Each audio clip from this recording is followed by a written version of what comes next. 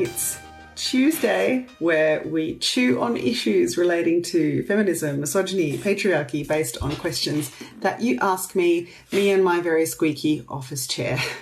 I've got some great questions that I think you guys are going to be really interested in. At least I hope so. I was interested in them, and I think you're interested in the things that I'm interested in. So I'm going to answer these questions that I was interested in, and I'm going to do it without further ado.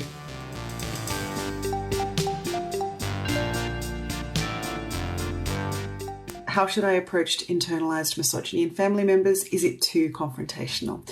Well, confrontation is always confronting. And I guess it depends on how much you want to have a true, open and intimate relationship with those family members where you can move forward with respect for each other. And I am going to help you answer that question and how you're going to go about it. First, I think we need to define internalized misogyny. I think most of my audience already know that misogyny is the system of prejudice against women, bias against women, the violence against women, and the systems that diminish and degrade and dehumanize us.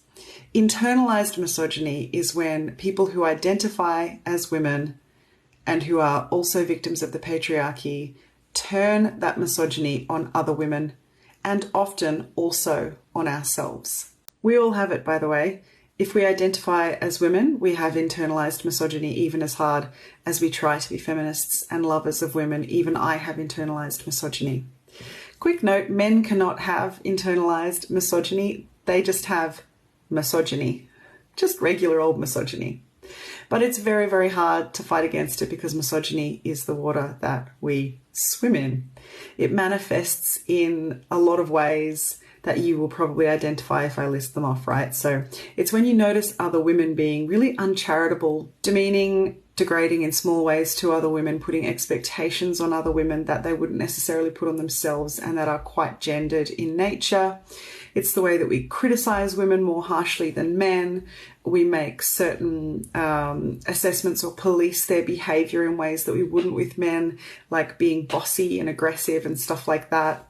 And you will often see internalized misogyny manifesting in families. So it's like the way that women talk about their brothers, girlfriends, or exes, the way that we talk about our own female in-laws, unnecessarily gendered standards of behavior that we wouldn't want other women to hold us to, how we enact oppressive expectations of the other women in our lives, how we dismiss the other women in our workplace, even though we would hate to be dismissed, how we police other women's behavior, how we disbelieve them, even if we don't say that out loud, but how we might, when a woman says that something kind of wild happened to her, it's the way we sort of hair trigger think, well, what did she do? Or was she being a little bit crazy about that? We all do it.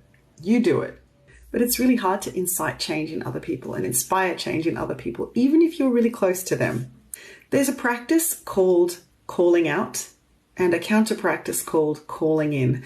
I'm sure you've heard of calling out. It's when we publicly take someone to account for their behavior and make it really clear that their behavior is not okay in a way that has a great deal of urgency and often malice to it.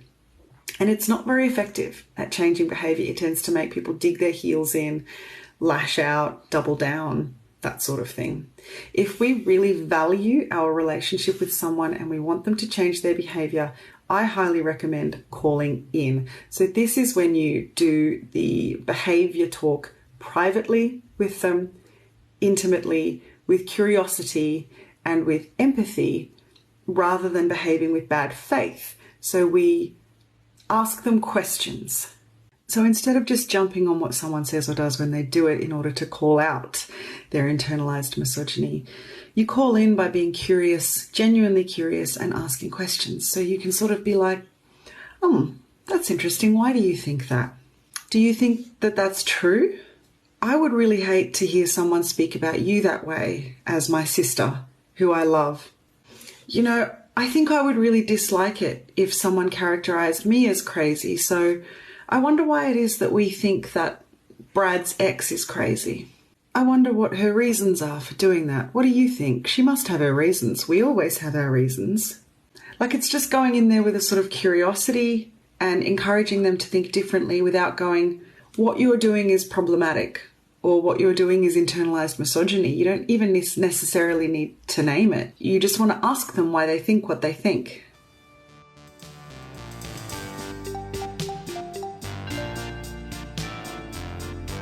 With all the stories of terrible behaving men, how to hold out hope for finding a decent one? I'm sure a lot of people have this question. If you watched my Tuesday last week, you will have seen that I spoke about decentering men. And my reply to this is going to be along those lines. And I encourage you to go back and have a look if you haven't seen that one.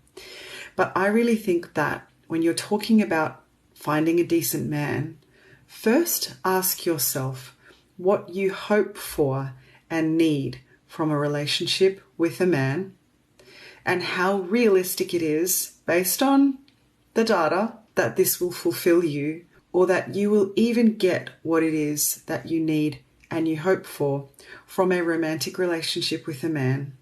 Or is it possible that you could deprioritize this? Will having a long-term relationship with a man actually have a net positive impact on your life? Or is it possible that you could focus on what your happiness in life could be without prioritizing that? How could you decenter men? And therefore, if a really, really good one comes along, that will be an asset to your life, but it isn't the primary locus of your life and the thing that you are pinning all your hopes for your happiness on. Do you need to be yoked to a man, long or short term, or is it just conditioning? Because we all have this conditioning. We are all taught to expect and hope to have a long-term romantic relationship with a man because those relationships benefit men. Those relationships ensure that we are in a service role to them, which we don't need. I'm not going to downplay the feeling of need for romantic contact, intimate contact, a sexual relationship. I know that we want and need those things, and I do too. But could your sexual and romantic needs be fulfilled by having a series of lovely boyfriends who are short-term?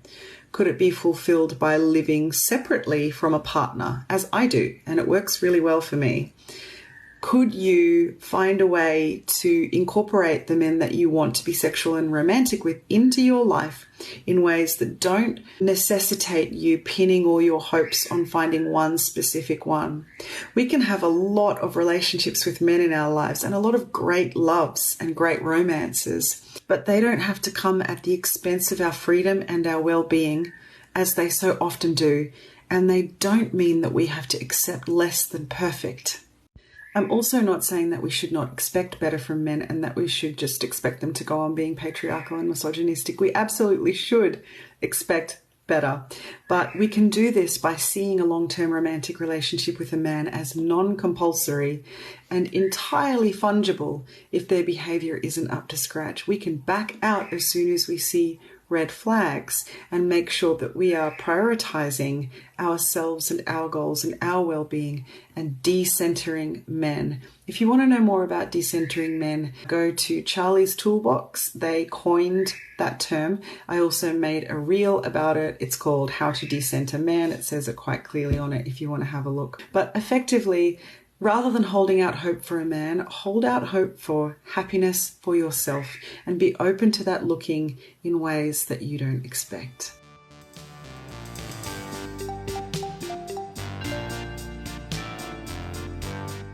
What is the biggest challenge facing feminism today? Men. No, it's not that simple. This is a great question and I want to answer it properly. The biggest challenge I think facing feminism today is the radicalization of young men towards violent misogyny and extremism through algorithmic biases on social media platforms and across the entire internet. It is a very, very dangerous phenomenon that we've been seeing happening over the last 5 to 10 years. It's started to be studied, but nobody is taking it seriously for the danger that it is. And it is getting women killed, and it is turning young boys and young men from the lovely little gender equality soldiers that their mums may have been raising them to be, to suddenly the most desperately bitter, violent, angry, deluded fuckheads. If you want to know in depth about this, you've got to read a book called Men Who Hate Women by Laura Bates from the Blurb. It examines the rise of secretive extremist communities who despise women and trace the roots of misogyny across a complex spiderweb of groups.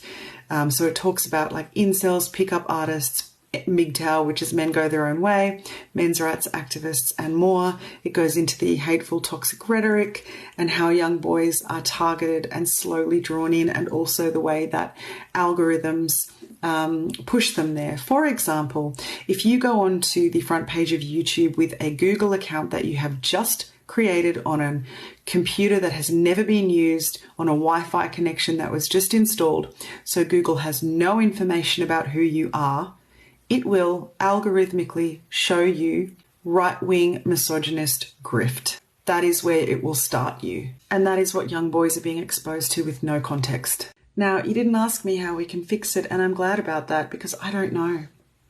I don't know. It's bigger than all of us. It's bigger than me and you and every feminist activist you know. We can't change the algorithm, but we can raise awareness about it. Tracy Spicer just wrote a book called Man-Made, which talks a lot about how algorithmic bias is much more ingrained and dangerous than we think it is. So getting the word out there about these things can always help. It's hopefully in the way that we speak to our sons and make them aware that this is what they are going to encounter, and make them aware of how to critically assess and be very skeptical of the things that they see online, and encourage them to come to you with questions about it when they see things that they find disturbing or doubtful. And I guess one day we will just burn Meta and Twitter and X and TikTok to the ground. That's going to be it for tonight. I'm sure you'll agree those questions were really good, and hopefully my answers were helpful.